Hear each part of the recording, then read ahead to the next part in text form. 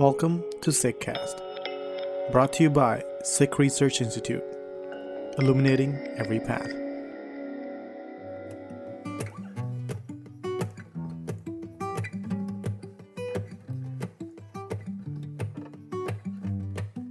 This episode is from a live recording that took place on September 5th of this year. To get us started, our facilitator, Manvinder Kaur, will introduce today's speakers.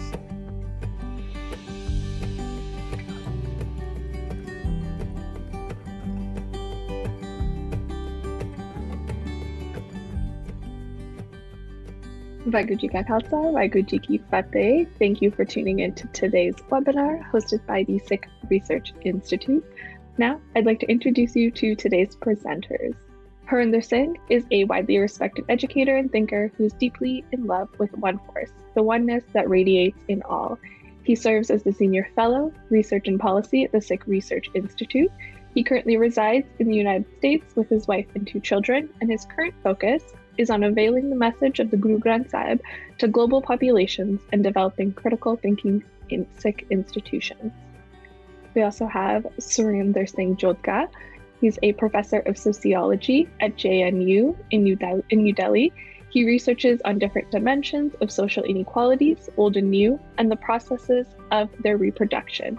The empirical focus of his work has been the dynamics of caste, studies of agrarian social change, and contemporary rural India, and the political sociology community identities. His most recent publication is India's Villages in the 21st Century, Revisits and Revisions, among many, many others. I'm very excited for today's conversation, which I get to, so we'll get right into it. Before this webinar, we had a great conversation around definitions, as we somehow usually do.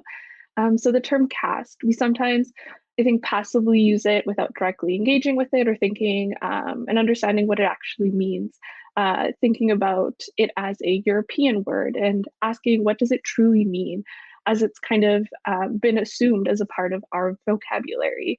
I'd like to start off our conversation today by engaging in one of my favorite activities, deconstructing. So deconstructing the term caste. I'd love to hear from you, Professor Jodhka. What is caste, and how has it come to be understood as it is today? So how have we come to know it, as you say, in this religion-centered Orientalist way? Yeah, I'm not a deconstructionist. I don't really know what does that mean.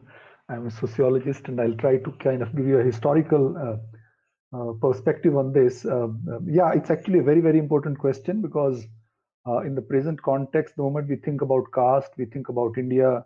The moment we think about caste, we think about Hinduism. We think about it being something which has been there since Rig Vedas, and Manusmriti was itself composed sometime in first century of the Common Era. It has been unchanging. So this is a kind of mythology which begins with the way caste begins to be talked about. And who begins to talk about caste? Actually, the word, as we know, is an English word, it's a European word. It's not really an English word. It was first used in South Asian context by the Portuguese. And obviously, when they used this term, when they arrived on the coasts of Kerala and Goa, and they obviously saw something which reminded them of something else, which they had at home. And this was division, description-based, strict divisions across social groups. So the caste is actually a European word, and it was applied to India. Not that caste did not exist in India. There are some people who would say that, it was a British invention. I don't subscribe to that view. There were divisions, or those divisions had their own local names. The most obvious names that we all familiar with is Varna and Jati. But there's no corresponding word in any of the South Asian languages which translates caste into one single word. Now, Varna and Jati is again something which is a standardized version of what one should say Indian languages today. Historically, they've also had their own specific kind of etymologies and linguistic systems. For example, in northwestern India, we don't really use the Varna so much. We talk about Zaat and Biradris. Now, biradari is something which has not really come into the social science vocabulary when we are talking about hierarchy, but Zaat has very easily been kind of transported into Jati. Well, Jati is a very generic word. Jati is something which is kind of another name for any kind of classification. And this classification could be of anything, like Jati word could also be used for plants.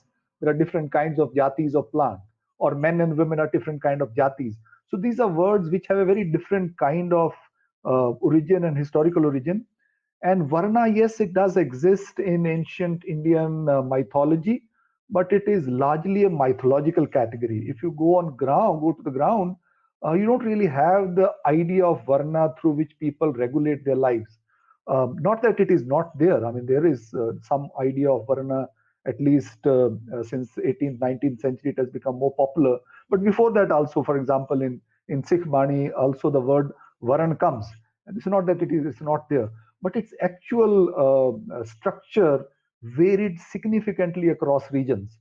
South India was very different from North India. Even today, it is very different. As one would expect, it's such a large region. Every region would have its own kind of social structure evolving over a period of time in interaction with various kinds of forces, ecological forces, political processes, economic realities. Now, if you look at the word Brahmin, now, Brahmin is obviously something which is very familiar and it is pan-Indian, but even there you would find significant differences. Being Brahmin in South India, the region where they were also given land titles by the rulers in 8th, 9th century, they are very different kinds of species. They are very powerful classes. In rural India, also rural Tamil Nadu, for example, the village studies would tell you that there would be one small locality of Brahmins which would be called as Agraharam, and rest of the village is actually kind of their slaves. They were in between people who would work for them as cultivators, tenants. But if you come to Haryana and Punjab, Brahmins don't really matter, even though Brahmin exists even in a typical Punjabi Sikh village until some time back, 2, 3 generations back, 4 generations back. Brahmin also had a kind of ritual role in life, which has now receded. But even in Haryana, where I've done my fieldwork, if you are a Brahmin, nobody really cares for you. But even at pan-Indian level, a Brahmin who, for example, performs death rituals is an untouchable Brahmin for the other Brahmins. So it's a very different kind of reality. Similarly, in Kerala, in Tamil Nadu, you don't have a Varna called Kshatriya. So you have Brahmins and you have Atishudras, untouchables, and then in between you have what are now called as the backward classes. So every region had its own ascription-based hierarchies over which a particular kind of linguistic system was superimposed during the British period when they introduced census in 1870. When they wanted to enumerate Indian population, they wanted to classify Indians into kind of a pan-Indian classifications, be something which was comprehensible to them on the basis of whatever textual reading they had done about India. They thought everything is to be understood through the texts. The texts they had read were all the Brahminical texts. India, even ancient India, was very diverse. There was Buddhism, there was Jainism, there were other kinds of faith systems. What we call as Bhakti began to evolve in different parts of the country very early on in the common era, and then it has again its diversities across regions. We know about Kabir, we know about people like Ravi Das, and of course Sikhism. So these are different kinds of movements. Islam comes into India while Muhammad was still alive. Christianity comes to India before it goes to Europe. So this was a very diverse land. And then it is during the colonial period when they are trying to construct an idea of India for themselves, partly because of ignorance and partly, I think, also because of design, because they wanted to produce a particular kind of common sense about India for themselves, which would give them the sense that this is a land of Hindus and Hindus are incapable of progressing on their own. Therefore, they need us. They need colonial modernizers. Only then they can. And caste was something which was most easy a way of saying that you are incapable of changing, incapable of becoming modern. So it was in some sense generalized for India as one single system. There are scholars like Bernard Cohn and Nicholas Dirks who have written on it very extensively, how once the colonial census was introduced, people began to tune in their local identities into the pan-Indian census-based, classification-based identities. And then they began to demand from the colonial rulers, began to mobilize themselves that don't list us as Shudras, list us as Kshatriyas. don't list us as Atishudras. We are not Atishudras. We are actually a branch of another upper caste, so that they would acquire some kind of status. And then that acquired a life of its own, and nationalist movement in some sense also used those categories. Along with that, you also have a kind of emergence of what one would call as pan-Indian demographic Hinduism, where Hindus begin to see themselves in terms of numbers. And numbers become very important during the colonial period because of their own divide and rule policies and the way they thought about South Asians, that they were all religion divided communities. So they wanted to make sure how many Hindus are there, how many Muslims are there, how many Sikhs are there, and accordingly they should kind of allot them seats in assembly and representation. They thought that we were incapable of being rational individuals who would be able to vote and elect their representatives. So you have this kind of colonial stereotypes and the manner in which it has evolved from the past, but also very actively nationalists, the way they kind of adapted to those categories. And then obviously you have the history of 20th century, when the world begins to see India and caste as something which is kind of uniquely India. So India is an exceptional category. And then caste, when they talk about caste in the West, they think it comes from India. So it's a kind of long history of the concept, and there's plenty of literature, but we should not take it for granted as a simple kind of signifier of Indian society. And you have, the moment you think about caste, you think of these 5 or 4 varnas, and that is actually not the case. Ground realities are very complex, and they continue to be very diverse. We need to also kind of look at the materiality of caste, how at the local level, at the regional level, in relation to local politics, it has always been evolving. It has always been changing, like any other social institution anywhere else in the world.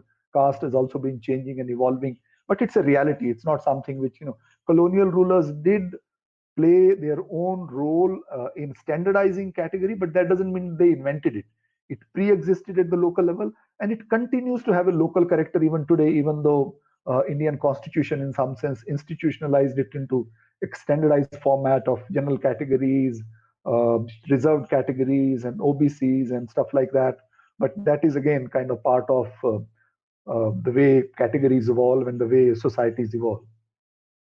Thank you. I think in my understanding of deconstructing, that is, kind of exactly what we have done right now, kind of what we have constructed to be simple.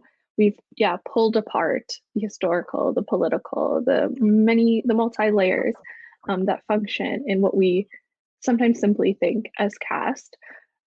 So Harinder Singh, moving to understandings of what caste looks like in the Sikh context, what has the role and practice of caste looked like in the Sikh context historically? I think popular understandings around Sikhi is that it is, of course, anti-caste. So therefore, if individuals are to adhere to its foundational values, caste practices don't exist or would be eliminated.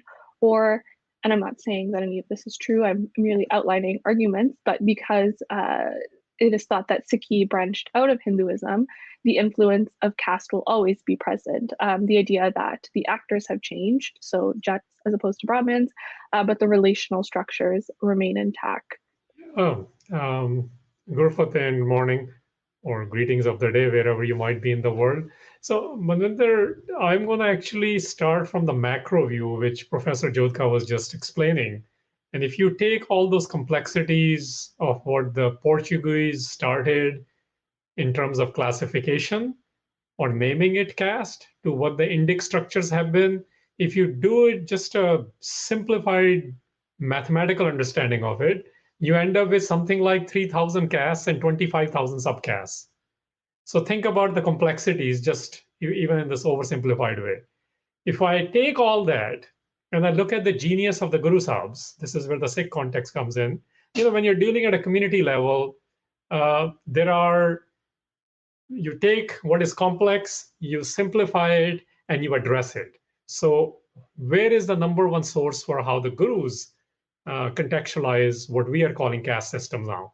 Well, in Guru Granth Sahib, it's very simple. The two most oft used word to describe these caste dynamics are what is called varnas, which finds its places from Vedic times, as you just heard, and at some point it gets codified by the Manu Simritis. And then the second word you hear is jat, which is sort of like the subcaste, but not really. This is where the mobility aspects of the castes come in, specifically within the Punjab's context and the Sikhs. So let me actually focus on these two words first. In Guru Granth Sahib, the answer is very simple. There is, I know some academics have written articles on this, that it's inconclusive as to what the Guru's stance has been. Well, the Guru's stand on the Varna is very conclusive. There is actually zero debate when we look at the manifesto of the Sikhs, which is in Guru Granth Sahib. Because when the Shabads are as explicit as that, the Varnas, when we talk about the Varnas, that you can, there is Upadesh Chaho Varna ko Sanja. So this idea about that the message is exactly same to the all Varnas. We don't have Savarnas, the good or the better ones, or Avarnas, ones who don't even belong into this, which will be what we now call Dalits and women and people who are not belonging to this codification. So the part which is very, very clear on the Varna Ashram Dharam, which is the Indic version of ideological space of what I call legal apartheid, Guru Granth Sahib is very clear on it.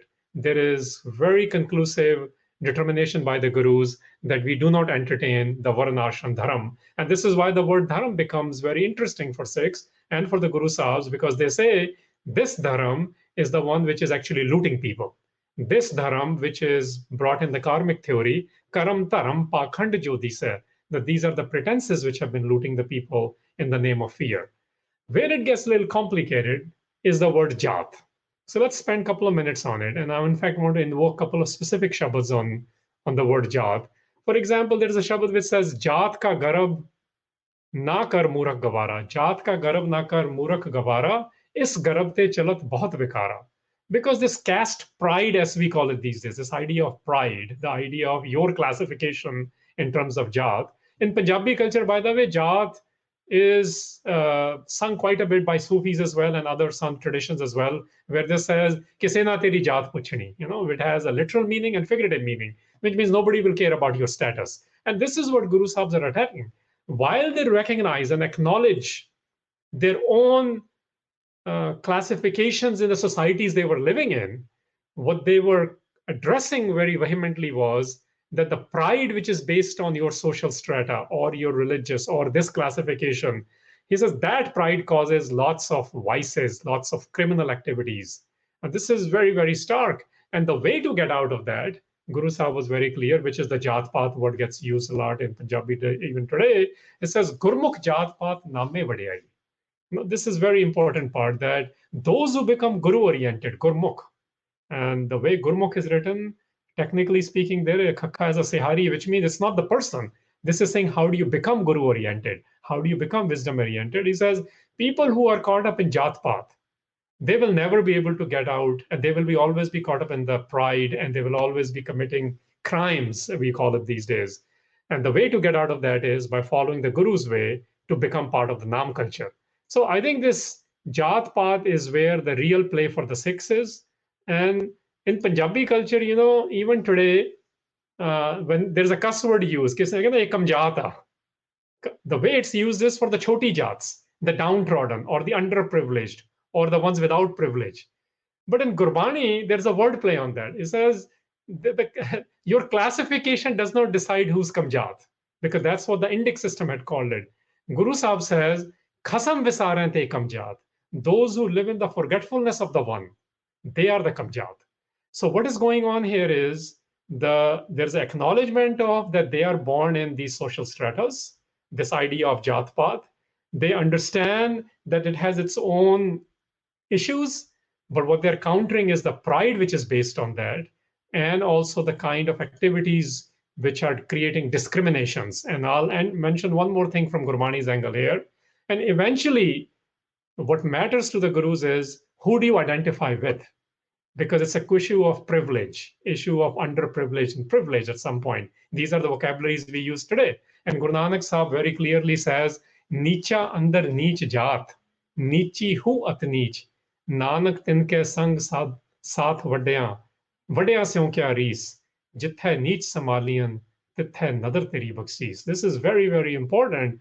Guru Nanak, who's historical, Jat is known.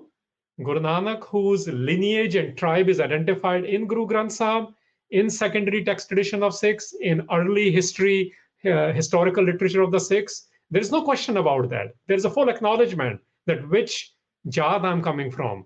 But when Guru Nanak comes to address it in the community, basis of discrimination, basis of these mobilities, which we will get into later, he is very, very clear in the message to everyone, including his own clan and lineage, his Jat or his Biradari, or the goats, the last names which are used to. He says, look, the only place what matters is that Guru Nanak identifies with the lowest of the low, which means the underprivileged, or the ones who do not have any privilege, or the ones who are even below this. This is an attack on what is now or earlier in the Varnashram Dharma were people who are not even brought into the classifications. The women included, non-Varnas included, what we now call Dalits, Salmul Nivasis, and Touchables, or what in India is legally called OBCs, SCs, and STs. And Guru Nanak Sahib says, look, those who are in the establishment, I'm not here to emulate them. This is very important. He says, Vadya se kyaris. He says, I'm not here to emulate them. I'm not here to imitate them. He says, what I'm really after is if you're looking for grace, and this is the context of caste, if you're looking for grace, your Jat and Varan does not matter. What matters is if you have taken care of the underprivileged. It's in this context we need to be seeing things. So the Varnas are completely demolished and not recognized at all. The Jat and Path is acknowledged that these are the realities, but they're confronted by saying we must take care of the most underprivileged. Thank you. Yes, I think that will help us situate ourselves when we move to Surinder Singh and the historical context or the historical milieu in which Giani Dit Singh exists. So Surinder Singh, if you could elaborate a little on the historical impetuses and the reasons for the creation and existence of reform movements. So the late 19th, early 20th, the historical milieu, the historical and political milieu surrounding Ravi Dasi's, Gulab Dasi's movements, such as the Arya Samaj and the Singh Sabha movement. What were the historical reasons and the impetuses for the creation and existence of these movements? Yeah, I think this again helps us to contextualize, I think, the point that has been made about theological position of Sikhism on the subject is also something which perhaps at some level we need to take it seriously. And we also need to recognize that when we are talking about society, when we are talking about economy, when we are talking about politics, they are not reducible to theology or to religion. But that is very, very important. I mean, ideology or religion, that plays a very important role in producing legitimacy of structures. But I think history also is shaped by other forces. And I think we must recognize that if caste exists among the Sikhs today, and the form in which it exists today, it cannot be solely comprehended by looking at Bani or Sikh tradition. I think we also need to historicize the idea of Sikh tradition and the manner in which it has come to be. And I think again the contemporary Sikh tradition needs to be located in the way it was at some level reshaped during the British colonial period, and also its interaction with the nationalist movement, because Panjab, where most of the Sikhs have historically been, is a fractured land. I mean, many of the Sikhs lived in other side of Punjab, which is now in Pakistan. They had to migrate to Indian side of Punjab. And we know after that also Punjab was redivided into Punjabi Suba, the larger Punjab, which was kind of still a quote-unquote Hindu majority. And these identities being given to Punjabis as Hindus and Sikhs itself is a kind of historical fact. Many of the so-called Hindus would actually be practicing Sikhs even today, what we call as Sajdari Sikhs. But I think there is a context in which social reform movements begin, and they begin in context of what the Britishers were doing in India and how Hinduism was being invented in a very specific way. Not that, again, like caste, Hinduism also existed, some people would say, from the times of Rig Veda. And there are kind of historical facts, at least from 15th, 16th century, the word Hindu begins to be used locally. Even Nanak uses the word Hindu, Musalman. So it's very interesting. But both these words, Hinduism as well as caste, are not word of Indian origin, and they are both seen as very foundational categories for India. Hinduism itself is not an Indian word. As you were talking about deconstruction, I think there's a lot of literature on the way Hinduism has come to be what we understand it today. And I think that's where again colonial rule becomes very, very critical moment historically. And within colonial rule, reform movements become very critical when Hinduism begins to see itself as a separate religion comparable to Christianity. Our notion of religiosity or faith historical was very different from what are called as religion like Islam and Christianity or Judaism. There were very different kinds of religious communities, and South Asia has had a very different kind of. They were called as Semitic religions. We were very loose kind of systems where there would be many sects, many communities will practice religion differently. Even in context of caste, for example, even today, the ritual system of a particular Dalit community would be very different. For example, if you talk as the Valmikis or the Mazbi Sikhs, if you look at their generic category in Haryana or in Rajasthan or Gujarat, they're very different from the Patels of Gujarat or say Jats of Haryana. So every caste they still have very different kinds of rituals. So to think of Hinduism as a religion itself is a very kind of interesting sociological and historical question. So when does it become a religion? And this is very important to understand what we are talking about Dit Singh. And this becomes only in the 19th century when you have reform movements where people are beginning to see themselves as somehow being inadequate. And this sense of inadequacy comes among those who are educated in the Western kind of schools and colleges, and they begin to see themselves inadequate because they are different from Christianity, and the Britishers tried to tell them that you are incapable of any kind of rational choice, or your religion has customs like sati and child marriage, which was true, and not that it was not true. There were many problems with the local communities, but they were community specific. And sati was practiced, but it was practiced only by the privileged. Poor people had no choice of practicing sati because the women were required. If the man dies, women had to bring up children. So there are all kinds of issues there as well. And similarly, caste also becomes an issue. Status of women becomes a big issue. So that is the time when you have, in some sense, an articulation of new kind of. I was using the word demographic Hinduism, which Gandhi also is very kind of proactively pursuing when he was trying to sign Pune Pact with Ambedkar and giving them representation. He was primarily concerned about numbers. Scheduled castes, as we call them, untouchables, they were not allowed to enter Hindu temples. How would they become Hindus? But they were being recruited as Hindus because Hinduism wanted numbers in relation to Islam. So it is in this context that you have these reformers coming into Punjab and trying to, at some level, because also Punjab was a state where Islam was very influential. I mean, you look at the pre-47 Punjab, Muslims were around 51% of the total population. Hindus were around 30-35% of the total population, and rest were Sikhs. So this is a region where, at some level, already because of the British influence, because of the way Hinduism was evolving, they thought that they need to kind of protect or promote Hinduism, and that's where Arya Samaj comes in with the Swami Dayanand. And though Dayanand was from Gujarat, and he receives very good reception from the Punjabi quote unquote Hindu elite, and they see that this is a good way of claiming our own whatever distinctive superiority by going back to Vedas and how great we are. So there was obviously a problem of confidence, and that is when Punjab begins to see churning, right? And these are the people who are also saying that we need to purify everyone else who has gone away from Hinduism and bring them back, including the Sikhs. And this is where this conflict starts, and the Sikhs begin to then also start their own reform movement. And one of the first things that they need to assert is that we are not Hindus, right?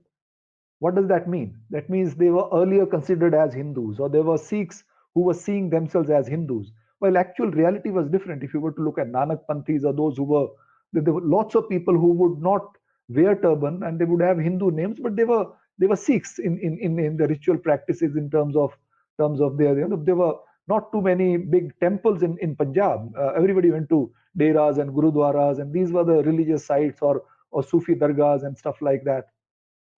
So Islam was well-developed religion, but Sikhism and Hinduism and Sufism, they were kind of loosely kind of. But when Hinduism begins to take this kind of conservative, very strong position, that is the time when a Sikh reform movement also begins to emerge. And that is when the Sikhs begin to make this statement that we are not Hindus.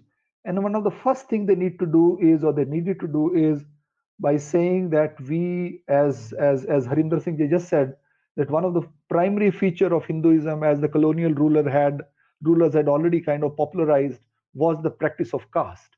And that is what distinguished us from Hindus in everyday life, apart from our theology, that we don't practice caste. Since we don't practice caste, therefore we are not Hindus. So at some level, caste became the defining feature of whether you are a Hindu or not a Hindu. But again, as I was saying earlier, ideologies, religions, theologies are very important, but they're only one aspect of everyday life. Everyday life of Punjabis, Hindus, Muslims, Sikhs was very similar. Right? If you go to a Punjabi village, either in Lalpur or in Amritsar or in Patiala, you would find village society divided extremely on caste lines, very clearly on caste line. Land belonged to Jats, and these Jats could be Sikh Jats, these could be Hindu Jats, and these could be Muslim Jats. And there would be Kammis who are now called as Dalits, who would work for Jats. And Britishers had made policies under which Dalits were not allowed to even buy land. Land Alienation Act of 1901. So the scheduled castes of Punjab even today are among the most landless people. So these are the people who were at some level bonded servants and kammis or sometimes tenants of the landowning Jats.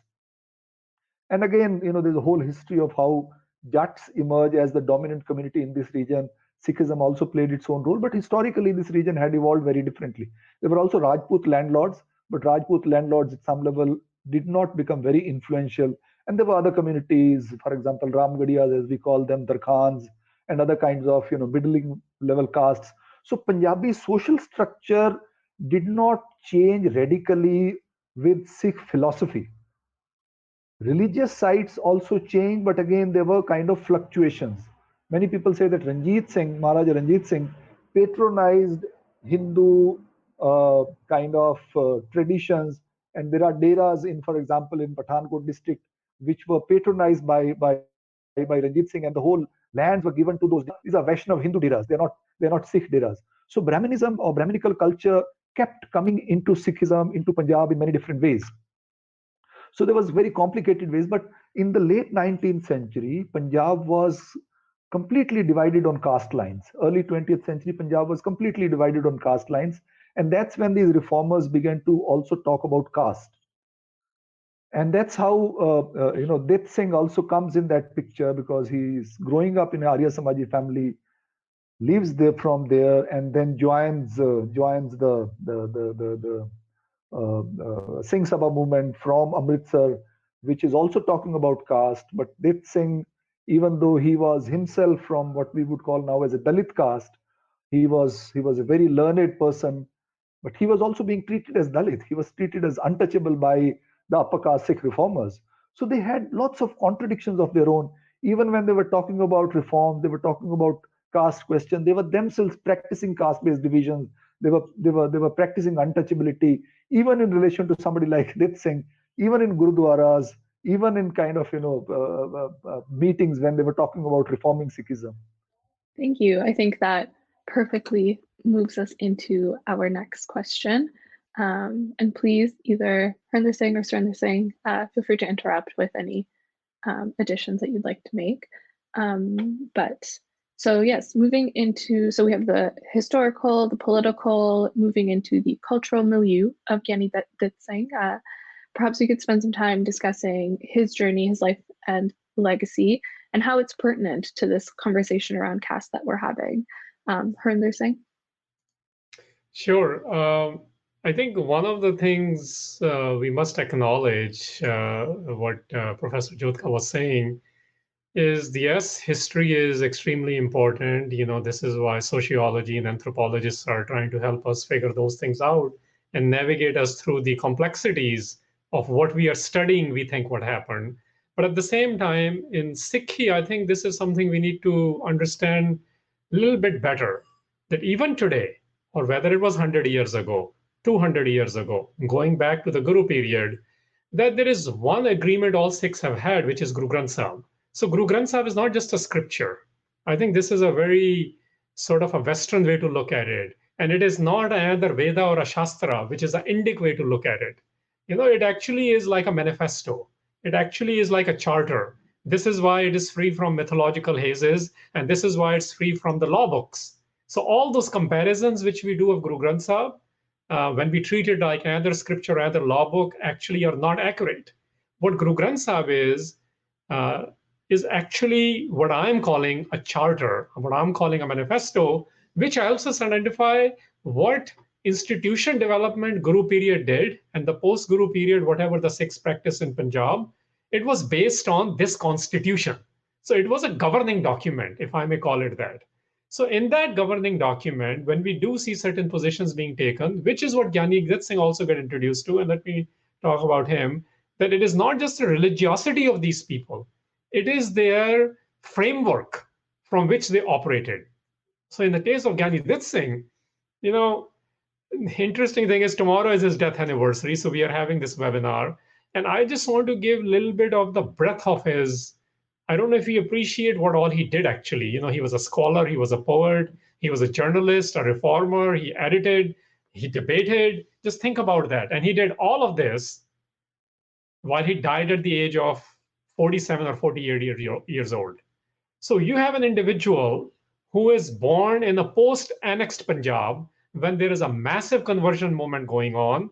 And in that reality, when there are already people where the population of Sikhs, for example, even from a census angle, is reduced to 90%, to 10%.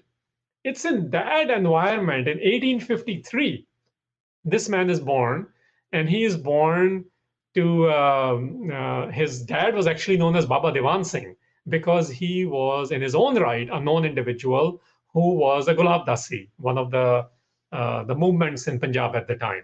So he actually, Giani Dit Singh was not Giani Dit Singh from day one. He was actually Ditta Ram. And Ditta Ram is growing up in a household where his dad is quite well known, who is from the Gulab Dasi sect. And he actually becomes a preacher of Gulab Dasis. So he's getting trained in language of the time, the folk culture of the time, what we'll call indigenous or tribal religions, as well as this onslaught of British and other, which has brought in their forms of learnings and identities and questioning of things and understanding of things. It's in this environment that he actually grows up. At some point, he comes across Dayanand Saraswati, and he's quite impressed by it because he's a man who brings a reformist movement, Arya Samaj movement to Punjab. He puts out a book called Satyarth Prakash, and from there is a framework created to counter or redefine Hinduism as well. So Ditta Ram at that time, who goes from being a Gulab Dasi preacher actually, ends up being a supporter and a proponent of Arya Samaj. Now, when he's becoming a proponent of Arya Samaj, what is going on? This is the time now we're already into 1870s and 1880s, and publications are coming out. Before this, he's already published a couple of books, and I can get into that a little bit. What I'm trying to say is he is living through these environments. He's developing understandings, and in those understandings, eventually he enters the Singh Sabha movement when he comes across the Sikh understanding of these things. And this is where that Varan and Jat become very important. And I'll get into the different Singh Sabhas and why he ended up with the Lahore Singh Sabha, because the Amritsar one actually did practice not as much the Varna part, but the Jat part, the superiority complexes and the classifications of these. Anyway, what Giani Dit Singh, what we might not know is, and I want to create that picture of him a little bit, that he knew Braj, he knew Arabic, Farsi, Hindi, Urdu, English, and Punjabi. think that for a second. So he's a linguist. He ends up becoming the first Punjabi professor in the world, which means he had that level of knowledge. He is a leader of the Singh Sabha movement. He's also the first one to get the Giani degree. That's why he's called Giani Dit Singh. Giani used to be a degree, not like today, where we are calling anyone who's working at a Gurdwara as a Giani. So he's well versed into the methodologies which are being introduced, both the indigenous form as well as the Western form of it. Then he is having 3 debates with the leader of the Arya Samaj, and in his own words, in his own Punjabi writing, he actually says how he defeated the Anand Saraswati in those. He is founding the Khalsa College of Amritsar. He is the father of Indian Punjabi journalism, if you ask me, because he was the editor of Khalsa Akhbar from Lahore for 5 years. And he kept fighting for Sikh sovereignty until his death.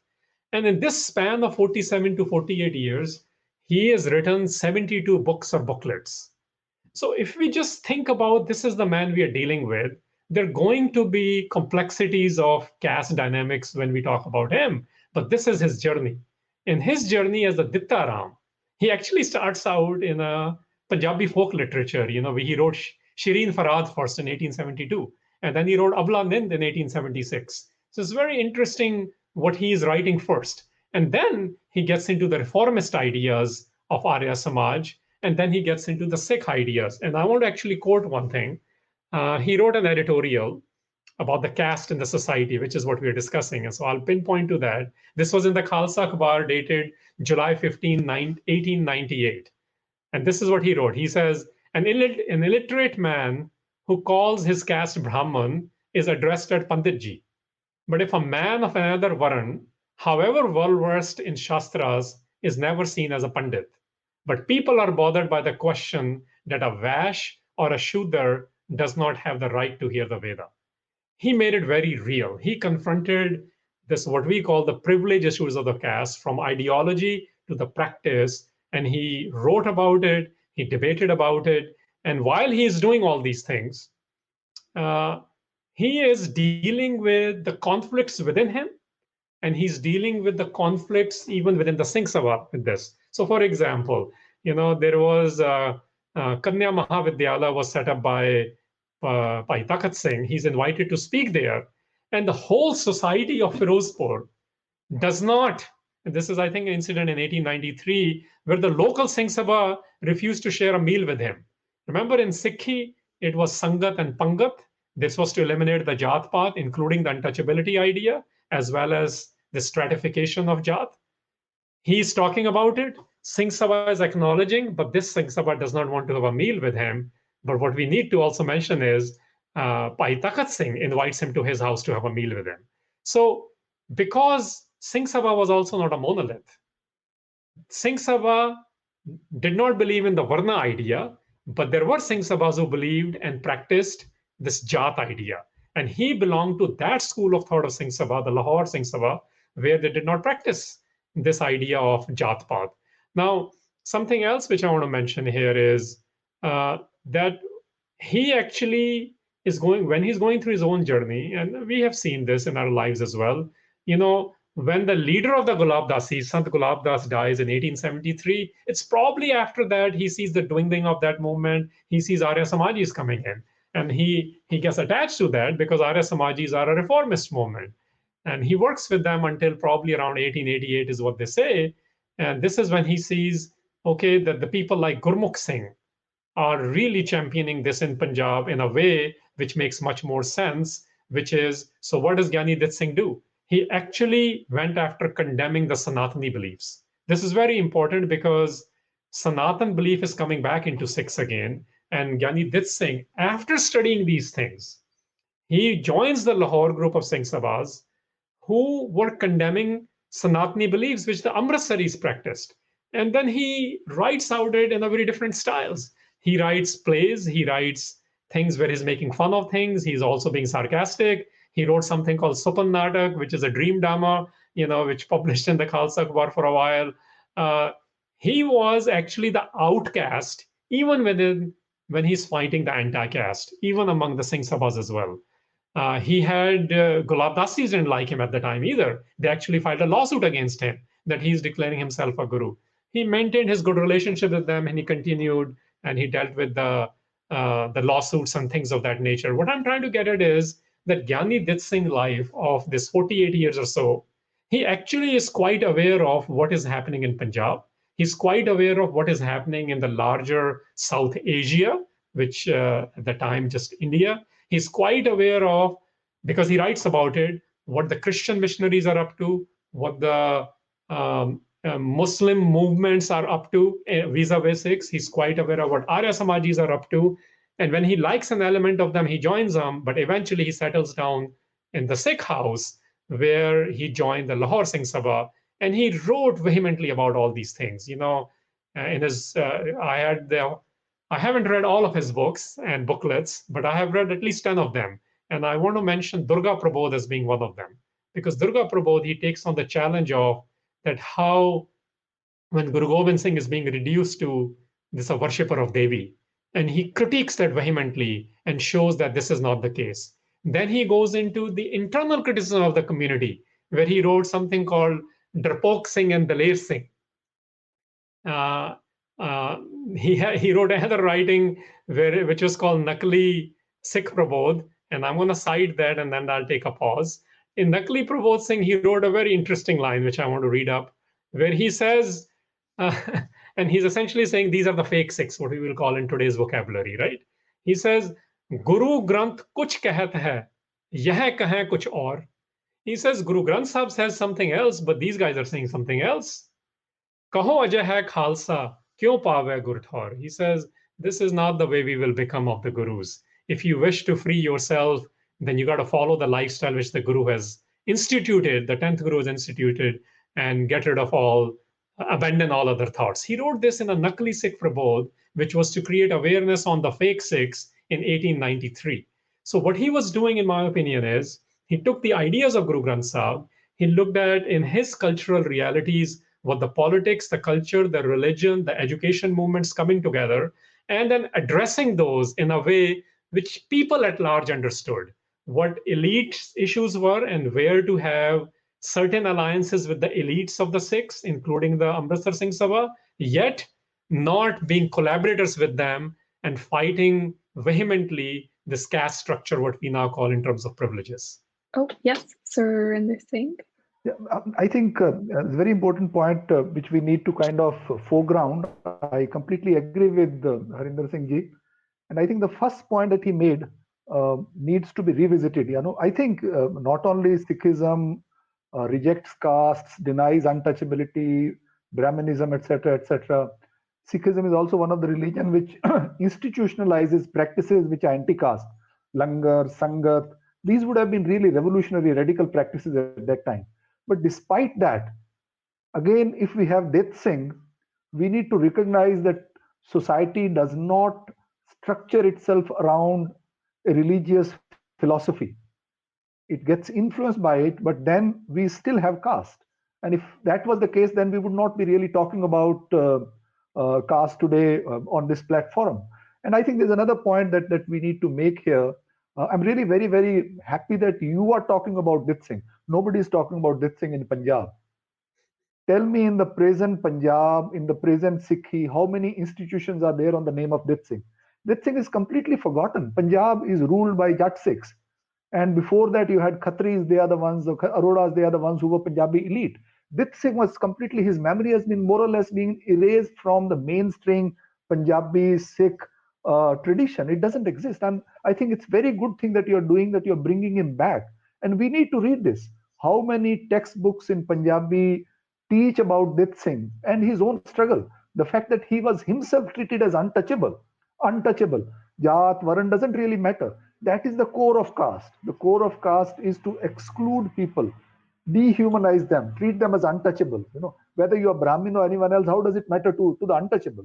The untouchable is still treated as an untouchable, whether she is treated by a Brahmin or by a Jat or by a Khatri or by a Rajput, it doesn't really matter. I think at some level, the core of caste stayed in much weaker form. I would still say that Punjab in the late 19th century also was very different from say Kerala, where lower caste women were not even allowed to wear upper clothes, right? Or in some other parts in Maharashtra, where Dalits could not walk through the road without carrying a kind of broom on their back. which they would have to use to sweep their shadow. So I think Punjab was different, but still, even today, caste exists. And I think we need to foreground that empirical fact that we are willing to confront and talk about it. And I think that's the value of this discussion that we are having today. Let's not try to kind of say that, yes, because these practices were introduced by Sikhism, therefore Sikh society has nothing to do with Varna, nothing to do with caste. Varna, Jati, caste, these words really are very, very important. We should kind of probe them. But the practices of treating human beings as untouchable dehumanizes them. I think that is the most important central element of caste, is practice of untouchability. We can be different. All the gurus were Khatris, Vedis, Bhallas, and Sodis. They married within them. That doesn't mean that they believed in caste system. They also had very important partners who I mean, in Guru Granth also they included Bani of Dalits. They included Bani of very diverse kind of people. But they were also different. I mean, difference is all right. But the moment you exclude people, treat them as untouchable, that is where I think the practice of caste becomes objectionable, and it should be objectionable because it violates all notions of human dignity and human rights. And that is the present context in which we need to talk about caste. But otherwise, I have absolutely no disagreement with him. So one should recognize it. Yes, Sikhism did a lot, but I think we also have our responsibility to do more than that, so that we can't just kind of attribute everything to our theology if it exists. That means weakness is with us. So I do want to respond to that. I wasn't reducing it to it. I actually am saying I'm acknowledging it. Even when we look at Guru Nanak Sahib, and let's actually, this is the crux of it. In fact, in the time of the Guru period itself, they are Sodis, they are Bedis, they are Bavas, and they are Pallas. These four names are written within Guru Granth Sahib as well as secondary text literature. So there's acknowledgement that which classification they're coming from. Let's use that for our purposes. They acknowledge the privilege of the Khatris at the time. But Guru Nanak is addressing it. There were people who did not agree with the system at the time. When he chose to go stay with, I've been to that Gurdwara so many times now in the Pakistan side of Punjab, when he refuses to eat the roti of Malak Pago. So, that's a privileged class. And how did the Jat become the rulers? We have to also address it. The Jats became rulers, but they were not the landowners in Punjab also. Yeah. It is why was Dit Singh not treated as Lalo Bhagat? No, I'm coming. I'll come to it. What I'm saying is people who live in privilege, they have to take this stand, and underprivileged need partners, which is what we can discuss into. But historically, I don't want to undermine what the Sikh movement did, which was founded in not the idea of religion. It was actually founded in that we have a blueprint for the society. We are going to make Kartarpurs and the Begampuras a reality and not a utopian idea. And that's what gurus did. And in that utopian idea, the underprivileged, even when, for example, Bulla says, Puriyan wale raje kite, he's referring to the Jats. They're the ones who had no aristocracy, who had no right to rule the lands in Punjab. The empowerment of the gurus was that they became the rulers in Punjab. Now, 100 years later, Maharaja Ranjit Singh period, they became something else. And we are still carrying that forward, and which is what you are referring to, how Giani Dit Singh was treated. My point is, we must acknowledge even in Guru period, not everyone joined the Sikh movement, but the Sikh movement and the Sikh revolution was very clear that this is what we believe in, and you look for partners in crime from all classifications. So while Bhai Jeevan Singh and Rangarete Guru ke Bete, all these things we are carrying, they were the partners gurus brought in this caravan. And if we do not have those partnerships, Giani Dit Singh is that. He worked with to create those partnerships. He found some partners, others did not want to deal with it because they had too much of their past, the caste pride. In fact, it might not be, even Pash has said this, right? He says, "Basi Babbe Nanak naal ta relate karde hain, but jehde ajj de kar rahe ede naal nahi karde." Even Guru Nanak said this. At the time of Guru Nanak, his own clan did not accept, what he was doing. At the time of Guru Arjan, his clan did not accept what he was doing. And so this happens. But within this reality, the success of Giani Dit Singh is that while he's been treating as untouchable by the very Sikhs because they are part of a particular privileged structures, his inspiration is he recognizes and he writes कि ये ਜਿਹੜੇ ਸਿੱਖ ਕਰ ਰਹੇ ਨੇ ਨਾ ਮਤਲਬ ਕਹਿੰਦੇ ਇਹਨਾਂ ਨੂੰ ਮੈਂ ਹੁਣ ਕੀ ਕਹਾਂ इन्हों तो समझ नहीं आ रही है. So what can I say to them?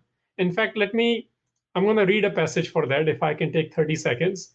He actually writes this, that what changed him. And this is very important from Sikh angle, because he said, when I became a Khalsa, it became very different for me. And this is when he started talking about Nakli Sikh. So Khalsa, not just a Amrit ceremony, Khalsa in the outlook as well. Khalsa in the way you address things. And he writes, he says, Kaun Sikh hunde ho pai, मैं अरोरा एह है नाई, तेरे सिखा की है जात, नामा बंसी छिंबा भरात, तेरा दुध कौन है प्यारे, असी सिंघा जात करारे, तेरा जन्म किना दे करदा, मैं हाँ मेहरा पानी परदा. To put it simply in English, it becomes, he's saying, hey man, oh brother, what is your caste? I am of the clan of Nama, I am a Chima brotherhood, but which milk were you drinking? Are you the Sikhs who are only Jats? Or which house were you born in? Because I'm a water supplier. He then lists all these goats, which is where the reality comes in. The last names we call it today, this is where the practice is. Aroras, Chimbas, Jats, Mehras, Alluvalias, Tarkhans, Brahmans, Khatris, Sahanis, Rangretas, Ravidasis, Sunyaras, Rahatias, Lobanas, Pallas, Trayans, and Vedis. He lists all of them. And he says, look, you can either focus on your last names or goth, which is what creates biradari, which is what gets into the jat, and which eventually at some point connects to the varnas. He says you can either focus on those, or you can focus on the ideas of Mansoor. He writes this. Or you can focus on, this is where he globalizes this, or you can focus on the ideas of Shamse Tabriz, or you can focus on the ideas of Rumi. He says, if you focus on those ideas, then you will see this is what Khalsa is doing, this is what Sikhs are doing in the reality of Punjab, to give rights to the underprivileged. People who had no right to wear arm or to even sing classical music. This is what the Sikh movement did. And I'm acknowledging this, and this is why I'm addressing this vehemently, even at the cost of collaborators among Sikhs who are not allowing it. Thank you. Thank you to the both of you. Before we move on to audience questions, I'd like to just bring it to the contemporary context. So to Surinder Singh Jodhka, moving to yourself and situating ourselves now in the, grappling with the understandings of contemporary caste in Punjab. I'll direct this question to you. I know in one of your pieces, you argue that caste as an ideology is nearly dead in contemporary Punjab, but it survives and thrives as a source of identity. So could you unpack a little this argument and tell us this difference between ideology and identity? Thank you for asking this question. Actually, my work is mostly on contemporary Punjab, and I see caste everywhere. It's not like ideology is completely gone, but when you talk about what we were talking about at some level, the ideology of Varna, which translates into recognition even by the untouchables, that what they are doing is their karma. And I think that also was there to some extent in Punjab. It wasn't absent until 1970s, I would say. There are fluctuations. Of course, Guru's period was very different, and their intentions were very different, and they were very, very successful in many ways in building a community which was of a very different kind. Even when Missal's period came, when Sikhs were fighting for state power before Ranjit Singh's regime, there were missiles of what we would call as Dalits today, right? So they were also fighting along with that. Then what happened, we don't really know. That history has also not been worked on. I think we need to focus on that history, what happened to those missile traditions. There are all kinds of rumors. Some people say that all of them were actually assassinated, but there were missiles of must be Sikhs, and all kinds of people were also fighting those wars. So I think these achievements at some level were lost by the region, by the Sikh community. And in the early 20th century, late 19th century, that kind of Brahminism, if you want to call it, it's not Brahminism because Brahmin is absent, priesthood is absent in Sikhism. It is not in that sense Brahminism, but the question of avoidance, of untouchability, of hierarchy, hierarchically treating people, superior most, followed by them. For example, even Ramgadiyas were treated very badly in villages of Punjab. And then that's when they began to go abroad, and then they acquired a sense of prosperity and sense of confidence. And then they were also kind of taken out of the list of backward classes or backward castes as Punjab used to have earlier. So there are mobility patterns. In 1920s, we have had very strong Dalit movement in the Doaba region of Punjab, which was led by a person called Manguram. Later on, Kashiram, for example, who actually came from a Ravidasi or Ramdasi, a Sikh family, even though his name is Kashiram. Lots of Dalit Sikhs, even though they wear turban and they have long beard, they would have so-called Hindu names, right? So Kashiram also came from a Sikh family, and his experience of caste is very different from his fellow Dalits in other parts of India, and he himself talks about it. So in 1920s, you have Adharam movement, which is mobilizing the chamars of Doaba. So these people at some level produce a kind of very self-confident community, which says we are not neither Hindus nor Sikhs nor Muslims. We should be listed as a separate religion. And they're successful in doing that. They are listed, but later on Indian state kind of, because of reservation issue. So, but even after that, untouchability was very strongly practiced, and some idea of sense of superiority, Zat da Garav jada keh rahe si ke gal. So pride of one's caste. But pride also implied, for example, dominant caste in the village would have access to Dalit women. Dalit women would be raped, and that would not be reported in the police. There would be a lot of violence in villages against Dalits, and Dalits will not really have much to say.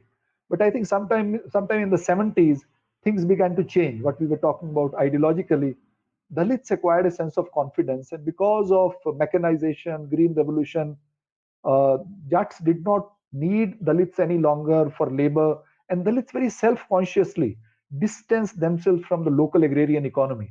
So they acquired a kind of sense of autonomy. But even in the late 90s, when I did my first survey of castes in Punjab, and then I went back again, remnants of it was there, right? But more importantly, what I was talking about, the materiality of caste, which is not, you can't separate it from ideology and identity. The materiality of caste is the real inequalities, right? If you were to go to the village of Malwa even today, there would be Dalits who are really living in poor background. They would all be staying away from the village, right? Lende passe, the side of the village where the sun sets. Even in urban areas, there are Dalit clusters. In some areas in Doaba region, the Chitty Road belt, they have experienced significant mobility. They have global networks. But otherwise, if you go to Doaba region, even in urban areas, Dalits would be living in slums. And there are very strong caste networks politically. For example, there has not been any chief of Punjab who is a Dalit. Those Dalits who have been part of either the Congress party or the Akali Dal, they complain about not being treated equally because they are Dalits, right? And so most of the chief ministers, almost all the chief ministers, except for Giani Dit Singh, they've all been from landed Jat Singh families, not just any other Jat. They're all big landlords, whether it is Captain Harinder Singh or Badal family or anyone else, Darbara Singh, they all come from Malwa region and they have large tracts of land. So the power structure at the state level continues to be with the Jats. And not only at the state level, but because they have very strong hold over the state machinery, over the bureaucratic networks, that also helps them keep their power intact at the village level. Punjab has not seen a Dalit revolution like UP has seen. Punjab has 32% population listed as scheduled caste. Not all of them are Dalits actually. I would say 25 to 28% actually come from ex-untouchable castes. Rest of them have been able to push their way into the list, but they have not really been able to acquire some kind of substantive power, partly because they are divided across communities like any other caste groups are divided. So it's not a dead question. It is still a living question, but its form has changed because people they assert, as you rightly said, ideologically they don't see themselves to be deserving that status, which was not the case until 1960s. They had reconciled to their position. Now they assert. So the Chamars come back out in Jalandhar and they would talk about the pride of being Chamar, Put Chamara de, or they have new kind of Ambedkarite movements. They write their own music, they sing their own music. But that is identity politics. But identity politics does not erase caste. Identity politics only further divides. Now there would be differences between, say, Chamars and Valmikis or Mazbi Sikhs, and among them also there would be further differences, Dwabiya Chamars and Adharmis versus Ramdasiya Sikhs. So there are all kinds of fragmentations that identity politics brings in. And they also then obviously create schism. Conflicts have declined in recent past, but the tensions remain. Like we had the case in Vienna some time back. That was some time back. But those kinds of conflicts are not rare. They can still happen, but it's not like you can take Dalits for granted. Dalits are very resourceful. They also have their own leadership. They have their own political elite. They have global resources in diaspora. So they act as a single community, but that action is largely around a single community, not as Dalits, but it would be Adharmis or the Chamars or the Valmikis or the Mazbi Sikhs. So the community level struggles are much more than at the level of trying to bring people together. Yeah, heading into our question time, but I think a lot of our questions are being answered.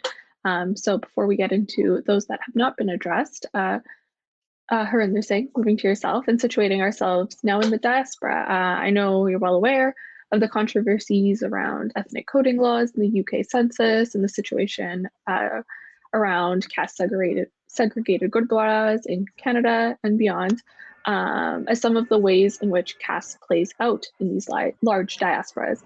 So why are there gurdwaras for certain castes, and what is the driving force and consequence behind wanting Sikhi defined as an ethnicity in the census? How has caste, as we've discussed in this hour, an already complex system, how has it been transported or transplanted into the diaspora? Sure. And I'm going to continue in the vein of what Professor Jodhka was saying. And I completely agree with him on the assessment of how the external manifestation of the caste dynamics might be changing, but the interiors of it remain the same. That we have not really solved it structurally, as we will say. When we are talking about BLM in America right now, it's the similar things. The movements are coming, but the structural problems exist.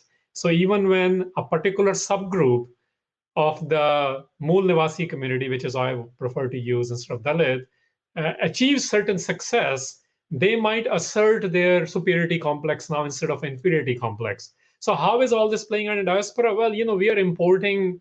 Yesterday, I tweeted after reading a report on CNN that in America now, finally, you can deny, because people have been denying there are caste dynamics here. There are lawsuits now, including from Cisco, that how people of the privileged castes are practicing this at work in America. So look, one of the things we have to understand is this is all being exported from India or South Asia all the way to the countries we live in, wherever the diasporas of South Asia are, as well as Sikhs. So one thing we need to understand is what is being exported here, right? So this is where I think the current demographic is very important, and Professor Jodhka just touched upon it. There is no real data on this, but generally accepted view is if we talk within the Sikh community, we must understand the new structures, right? So within the Sikh community, when it's interlinked very much with Punjab, with Sikh community, Britannica writes that 60% are Jats. I don't know what their basis is, and they don't give any other distribution, but we'll say at least the simple majority is Jats. So let's understand how Jats are now comprising the larger block of the Sikh population. So you will see this is why the Jat versus other dynamics going on. Let's look into Punjab. Now, Punjab in Indian government has not released their latest census reports. So this is about 20-year-old, we can say. There it's very interesting. The new distribution looks more like a third of them belong to what in India they call OBCs, and another third belong to roughly what they call scheduled castes or scheduled castes. For our purposes, these will be the most underprivileged. What we have been talking about at the below, even if part of them. So for example, in OBCs, they include people who are Rajputs, people who are Kambods or Lavanas. But in scheduled caste, it includes what we now call Ravidasi or Ramdasi Sikh or Ad Dharmis or the Mazbi Sikhs. So 66% of the population is what we now will call underprivileged community. And then you have a third of a community in Punjab, which we will call is unreserved in Indian systems, but we'll say privileged, which means in social mobility they have made it, which includes Jats and the Sanis and the Khatris and the Aroras and things of that nature. So the new dynamics of caste, which is what you are asking, which are getting played out in Punjab politics, you heard, they're all from a particular Jat ruling class. So it's a ruling class which has become the issue. Now, Ramgarhia community historically asserted this in the first way, and they established their own gurdwaras. Why? Because we did not treat them equally. The mainstream Sikh, which we'll say for now, is a Jat Sikh. It's oversimplification, but that's what it is. Or the Khatri Sikhs did not treat them equally. They did not consider them, they all could take Amrit, so it was not a religious discrimination, but there was not what we now get into, this equality versus equity and sharing of the political spaces, right? The real power where the policymakers sit. They didn't have a seat on the table. In Gurdwaras, that got imported within Punjab from there to now the diasporas. The Ravidasi community, as they asserted themselves, as a part of them declared themselves to be separate, but part remains even today, including in Burnaby, the largest Gurdwara, Ravidasi Gurdwara outside of India. They remain actually with Guru Granth Sahib. They chose not to go with the Dera Vallabh. So what basically the reason we have separate Gurdwaras, the primary reason, people who are in a privileged position, they treated others as being second or third class citizens in the vocabulary of Guru Granth Sahib. You will not have stability. Kayam Dayam Sada Patshahi. Why wouldn't the stability exist? Because Som Nade, because you treat someone as a second class or a third class citizen. This is why they started their own Gurdwaras. Now, we have to be very sort of nuanced about the last piece of the question you asked. You know, this debate is going on in America. This is going on in Canada, but the most highest level it has showed up is in UK, where there are people who have taken position, Sikhs don't have a caste. There are people who have taken position that, well, yes, we don't ideologically, but we very much are part of this caste problem. And anyone who denies it or does not feel responsibility towards it, all you have to do is check out the matrimonials. And you will see very clearly, you know, the litmus test is when you are getting married or when your son or daughter is getting married, and you will figure out how casteist you are that day. And I know people who work in the civil rights arena in America, and they're celebrated lawyers, and they chose not to marry as a second-class American Sikh a girl because their dad said she did not belong to the same caste. So it is that much entrenched in their psyche. It is a very real issue. It actually is, it crosses the what we have been calling the Jat, Varnas, the Gotras, and the Biradari. This is very much a discriminatory practice today. And when we are trying to bring them in censuses, in the codings, we have to understand what the law of the land is about. It is about protecting certain rights. Even if ideologically we do not agree with it, we have to understand why it is needed to protect certain people's rights. You know, this is what in America they used to call affirmative action. Or in censuses, if you don't record that, then you will never get the fundings for it. You will never get the recognition and acknowledgement, and people will be denying it and not addressing it in a way which it needs to be addressed in the social structures of the societies we live in. So this is very much a real thing. It needs to be countered. At a personal level, we can counter it. And I've already said, I'll actually share an anecdote here. I grew up in Kansas City partly after the age of 13. I remember going to a Gurdwara in Kansas City where the president of the Gurdwara actually said to me, you know, I didn't even know until then what a caste was. You know, he told me what caste I was. I'm like, well, if that's the case, because I had read up a little bit, I said the gurus weren't Jat either. He's like, then they might not be gurus. Just think about that for a second. You know, this idea of, and this is the time when I discovered the dictionary of castes and tribes in Northwest Frontier. You know, I'm like, let me go learn about these 16,000 Punjabi castes and subcastes, you know, and I had to learn from Orientalists before I went into figuring out the Indic systems of it. It is very, very real. It is practiced all over the globe. It is not practiced as a religious discrimination in most cases, but it definitely is practiced in terms of social discrimination, as well as power sharing and when it comes to political discrimination. Definitely, thank you for this. We are going to move into Q&A. So the first question, I will throw it to Surinder Singh Jodhka. To what extent is there a gap between the doctrinal practices of the Sikh religion and the ruling socio-political interests in Punjab? It's a difficult question. Sikhism, the context is very different. I think we should kind of, even though a Sikh who is a kind of strong believer would not want to historicize religious practices or religious principles, but they are only guidelines. Religion gives us certain values, but you need to translate those values into practices to shape your own context. For example, when Nanak was writing his Bani, or gurus were kind of writing their Bani, or were kind of reforming people or mobilizing people, we did not have nation states. Nation states with their own constitutions, with their own kind of system of boundaries, come up only in the 20th century globally. I mean, in the 19th century, it starts in Europe. Now, nation state has become the most important social political structure. We were talking about structure, and I think that's where we need to kind of negotiate. How successfully are we able to bring in those values into the way we structure our systems of governance, our practices of everyday life? And I feel we have been very unsuccessful there. Partly it has not been because of us, partly it's because the way nation states have evolved in South Asia. They have been mostly at some level shaped by the colonial rule. And it is not only the colonial rule, it's also the Western modernity, which has then shaped our administrative system. And Western modernity tells us to be equal in a particular way. And now that has not really, at some level, it doesn't go well with our Sikh values. Sikh values Sikh values are very modern values, I would say. The question of, langar or pangat, or, building a community. So there's a problem there. This Western modernity also is a very alienating process, which in some sense preconditions is that you should individualize yourself. Every individual has to be a rational agent on his own. It's mostly also gendered. So I think that is where I think our political elite has completely surrendered to that colonial Western notion of modernity, and there was no sense of negotiation there. And I think that's where we needed to kind of look at some level.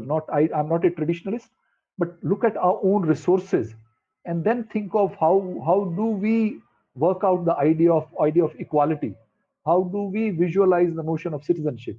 Not that we can have a kind of theological states. I think that would create many problems, because we have to be compatible globally, and these are global practices within which we are ambitious, we are aspirants, and there are larger market economy with which you should be able to at some level function.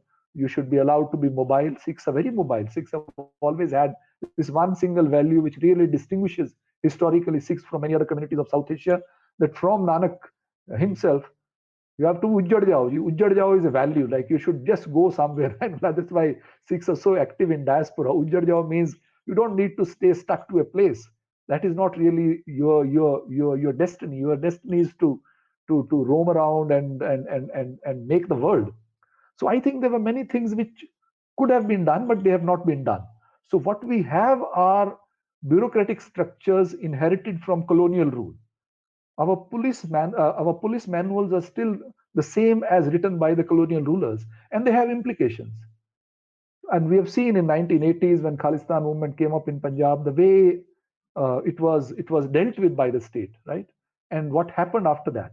So there is a very kind of brutal colonial practice of treating your own citizens as subjects, and you can kind of so then all the power logic that works through those institutions is very different. For example, Nanak or Sikh gurus or Guru Granth, one value that it talks about is love. So how do you operationalize pyar? How do you operationalize that value of love? The manner in which it is understood in South Asian context, the manner in which it is understood by SikhRI and Sufism. We should have a modern translation of that. Love doesn't mean only romantic love. That means how do we live together, loving each other? But we are in a structure where even within families, we don't have those values, honestly. And I think that is where we needed to kind of be a little more imaginative and creative, where how do you negotiate with this modern processes, which we have not done. And many of the problems come from that. We are so materialistic. Materialistic is a kind of strange word, but we are all kind of, the kind of wars that you have around land in rural Punjab or in urban areas on small properties. Families are destroyed. There's no affection among brothers. So I think that is a serious moment of crisis. So we can't give any values to our younger generation. We don't really know how to relate to them, because we have adopted to a particular view of modernity, which is very alien. We don't really relate to it. I think that is something which we kind of need to look at a larger historical perspective. And I think I would say if one word is to be used, I think we have failed in many significant ways. But at the same time, on the positive side, Sikh institutions, compared to many other cultures and traditions, are still very active, very strong, thriving, and very kind of positively flourishing. When this thing happened, pandemic happened in Delhi. I live in Delhi. I mean, everyone was at some level taken aback by the way Sikh community came forward in distributing langars to people who were on roads. Doctors who were not allowed to go home by their own families, gurudwaras gave them shelters. And this was all over the country. And you have this, global charity organizations which reach everywhere. So I think these are the values of the community which are still very alive. And I think we need to kind of look at them and learn from them, and the kind of thing that Sikh Research Institute is doing. And I think Sikhism is not a territorialized religion. I think we should see ourselves as deterritorialized global community. That's why I'm saying Ujjad Jao is not something which is a negative value for us. And I think how do we think of a global imagination in which we can take these values of Vand Chakkote, Kirat Karo, those are very, very important values. And that's what is required in today's life, where there is so much of greed and so much of inequality. And these are values that can take us to 23rd century or 22nd century with our younger generation feeling proud of us, but also being human. Oh, Harinder Singh, if you'd like to add. Yeah, I wanted to actually build on this idea of love. And in fact, I want to connect this with Giani Dit Singh and contemporary thing. When Giani Dit Singh I think he was practicing love because he was focused on the idea from Guru Nanak Sahib of equality and egalitarian society. And he did not let the privileged, who even acknowledged was a problem, but their practice was a problem, he did not allow them to bother him on his mission. So this is love in practice, like despite suffering humiliations for his caste in his personal life, he still was able to combine, because of ideas of love he found in Guru Nanak Sahib, after going through the Gulab Dasti idea, after going through the Arya Samaji idea, he combined this idea in his person, both as an agency of change as well as a welter of cultural practices. I think this is very, very important, what Professor Jodhka just brought in. And I want to say this is what Giani Dit Singh did. This is what Guru Nanak's idea of love was. Our idea of love is like today's hukum today, when I read from Darbar Sahib Amritsar, it actually says that some are happy reading lies about the one or oneness. And they're unaware, but they are noisy and they're very argumentative. This is where most of the world is. We are not about darog pad pad khusi hoye bekhabar baat bakaye, right? Like baat bakaye actually in Punjabi becomes, Punjabi kehte ki bakwas kari jande ne pad pad ke. So this is what Hukum is saying today. Like, what are you really talking about? The same Gurdwaras which did this, at the same time, we must acknowledge, including in Punjab, will not allow today's Giani Dit Singh to enter those Gurdwaras. They have a non-entry for those people. I grew up in an area of Chambal where Phulan Devi, for multiple rapes, eventually took on herself to fight the ruling class of the Yadavs in that area. But we have Banta Singh in Punjab. I mean, he took up struggle justice because his daughter was raped. And then he was dealt with because of the privileged class would not allow him to fight for justice. And the Guru Nanak's idea of love is this, which is what I quoted earlier, where he said, when you identify with those whose rights are being violated, you will feel the grace of the divine. So the love in Sikhi was Sangat and Pangat. If you take out just the langar, it becomes a PR.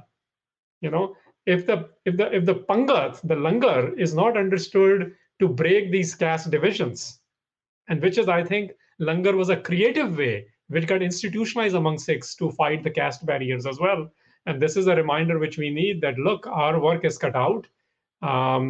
We need to get into even the word chamar, if I may use this because it has been used earlier today. The effect of the love in Sikhi was that we stopped using that word because it was used in a derogatory manner, you see. And so what did we started saying? The word Ravidasi became better, right? So the idea is the terms matter as well.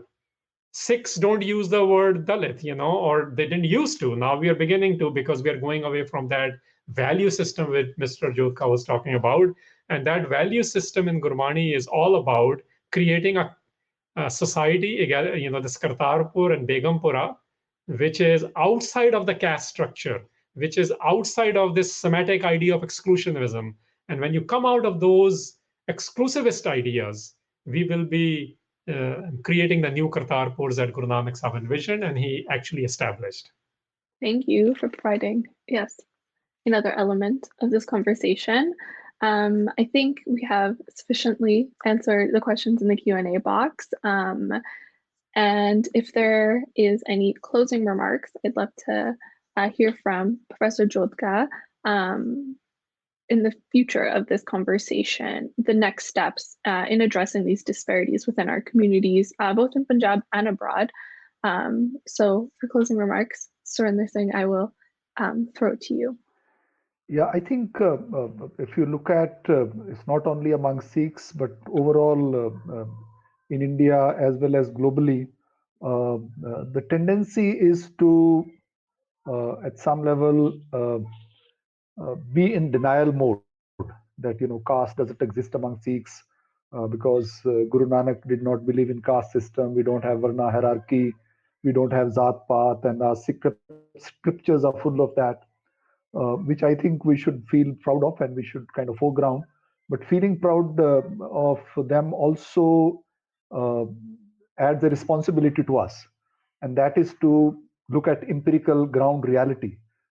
So empirically, it exists, and I think we need to recognize it, and all of us need to recognize it, and we need to then expand our vision in the present context. I think we need to go back to our text, but at the same time, the present context is present context. The number of communities that you have, we were talking about nation state, we were talking about globalization and the kind of possibilities that we have today, both ways, positively, negatively, in terms of drug. Question of gender is very closely tied to question of caste because intermarriages, etc., that is at global level. So one needs to look at the complexities of caste question. It's not simply a question of hierarchy. It's also a question of gender and violence. It's also a question of distribution and inequality. It's also a question of being open, being kind of accommodative to everyone. For example, in diaspora, I understand that there are problems that if young women want to marry outside their community, the gurudwaras will not allow them to marry there. In some cases in Britain, I had heard about. So we need to put these questions on table as real questions of negotiating with the emerging world. And every community has to negotiate with the emerging world. If they do it imaginatively, creatively, they will survive as an identity. Otherwise, younger generation, next generation will move away. And I think Sikhs are already doing that. It's not like Sikhs are in a denial mode. The fact that Sikh Research Institute is organizing this. But I think large section of dominant Sikh community denies this. Even if they don't deny, they would put the burden on the victim. They would tend to suggest that, it's basically Dalits, because in SGPC we have reservation for scheduled castes. That's why caste survives. Reservation is required because if you have no reservation, they would not even single person from Dalit communities will enter SGPC. There were questions raised when Ragi Nirmal Singh died 4 months back because of COVID, and many people complained that he was treated badly, and he himself has written on it. So caste is practiced within Golden Temple in some sense even today. And I think we should bring in that question, and that should have been talked about by the community much more than it has been. If he is complaining about it, if his family is complaining about it, we need to take it seriously. We can't just say that, they are just being, fussy and they don't really understand. This was a different kind.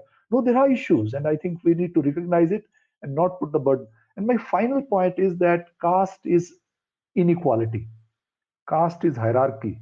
Caste is untouchability. Caste is humiliation. Caste is inhumanity. And caste is what we were talking about, love, just the opposite of it. Caste is about contempt of the other human being. And how do we overcome that? So it needs to be done through our ideas, through our thought, but also in reality, we need to struggle against inequalities of all kind. Right? In United States, for example, if the racial inequality exists, caste inequality will also exist simultaneously, because inequality is the practicing value. Even though the United States Constitution might say equality, but the white privileges are very proud of themselves. And it is also related to, for example, inequality among gender. I think that's where I think we need to go back to Nanak, where there's a notion of universality. that there's only oneness. And we need to kind of translate this oneness into common humanity. And that common humanity is what at some level, even contemporary world needs everywhere. But we don't need to be sectarian about it. It doesn't mean that you have to become a Sikh in order to become one world. One means with diversity, you're still one. You're one human being, whosoever you are. And the Sikhs have not been sectarian actually in their practices. They've not gone around and saying that you have to convert to Sikhism in order to understand Nanak's message. And I think those are things that we need to kind of emphasize, and we need to say these are our central values. And those central values then also, I think, will strengthen the community at some level. And thank you very much for having me on this platform. Wonderful to be conversating with you, Harinder Singh ji. Thank you. Yes, thank you for joining us for this conversation. I will now lastly throw it to Harinder Singh. There is also a conversation or a conception that's also occurring in the chat / the Q&A. One of the questions perhaps you could address is, do you think the use of the word Dalit, which comes from a sense of victimhood, goes against the concept of Jardi Kala? Sure. I think, let me try to wrap that in. No, so in the context of Giani Dit Singh, I think, they say history repeats itself, and I say they are right to a large extent, but it comes up with its own manifestations. So 100 years later, we have the new pujaris and the new castes who are also running the Sikh institutions.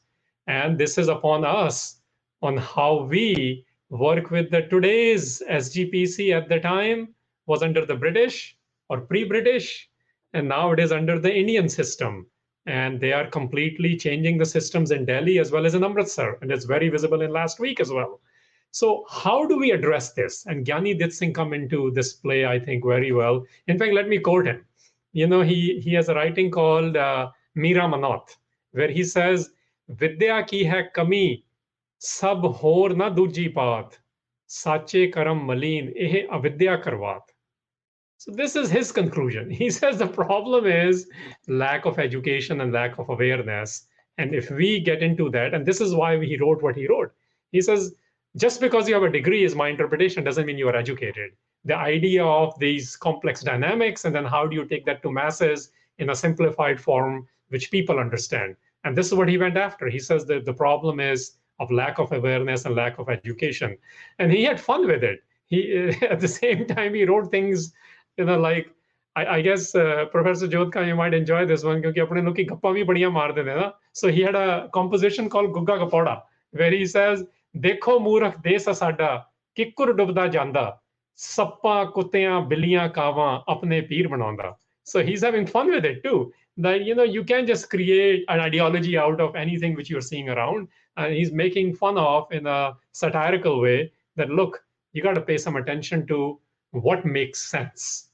And in order to come to decipher what makes sense, you have to have certain level of knowledges. And in his case, in his journey of knowledges, he went through his own journey of religions, you can say, his own journey of theologies. And eventually he settled on SikhRI, and he found the partners, both in the privileged position and in the underprivileged positions, who saw to work towards the same project. They did not see eye to eye on everything, but they did see eye to eye on project, and this is how you work towards it. So while the word Dalit is something V.T. Rajshekhar might prefer, because he's the editor of Dalit Voice, because that's what he worked on, to bring that consciousness. When you're looking at BAMSEF, they preferred the word Mool Nivasi. Regardless of which word you prefer, which word you can work with, the Sikh conception will be, let's work with those who are to address the underprivileged. And the word changes. The words have a changing meaning, changing dynamics. Currently, it might be to call somebody a chuda chamar in Panjab is a cuss word as well as a derogatory word, as well as trying to put them in their place in a sense by saying you don't belong with us. So, and I used to do this when I was in Punjab for a few years. People are trying to get me married and they will ask me, Harinder, teri jaat ki hai? Main keh, nahi, tusi wo chhaddo, main nahi aega. Keh, nahi, tera last name ki hai? And when they will really pressure me, I'll say, main chamar hu. Like, nahi, ye kiਵੇਂ ho sakda? So this idea of, if you want to confront it, then identify with whoever in your if you're sitting in America, current moment, maybe you need to identify as a Black or a queer community. That's what this means. If you are in a particular locale in a Gurdwara or your party of the Punjabi Sikhs, you need to identify as being somebody who's Ravdasi or a Chamar. That's what this means. When you identify with the value system of Guru Nanak, which is what Giani Dit Singh was creating awareness for, and he succeeded. And I'll end with this. I think it's a great tribute, and I have to read this, written by Bhai Veer Singh, which is very important in the Sikh world because, Bhai Khan Singh Nabha wrote after Giani Dit Singh finished. And Bhai Veer Singh was just starting out. So he gave the platform for these other big giants. He was the early riser of the literature. He's writing the first writings and the first professorships, who's combining the indigenous knowledges. And Bhai Veer Singh wrote a great tribute to him. And I want to read those 4 lines. He says, at the death of Giani Dit Singh, he wrote, "Jago jago ji Dit Singh pyare, kaum baithi sirhane jagawe.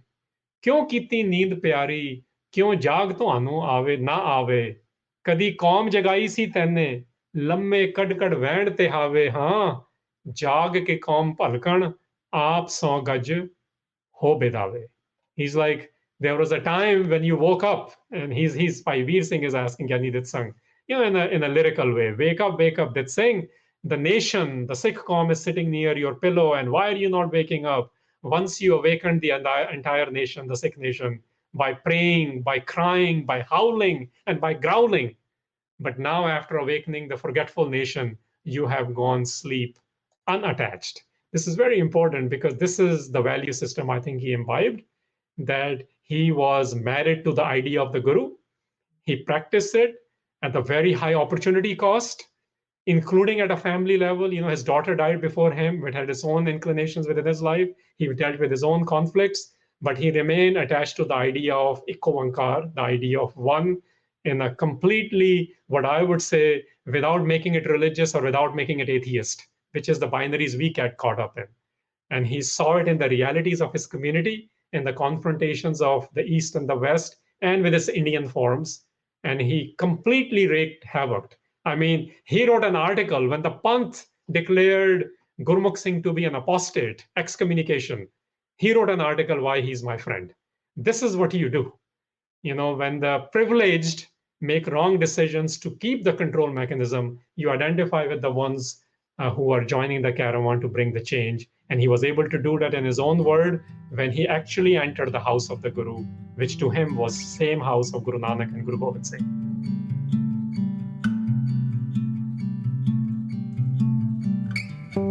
I always appreciate sitting in on these conversations and definitely learning much more than I ever expect to learn. So I think it's both evident, just not through my experience, but through the Q&A. I know, again, thank you to everyone tuning in, for asking questions, for engaging in the chat, and to our presenters today. Our webinar will be ending now. Vaheguru Ji Ka Khalsa, Vaheguru Ji Ki Fateh.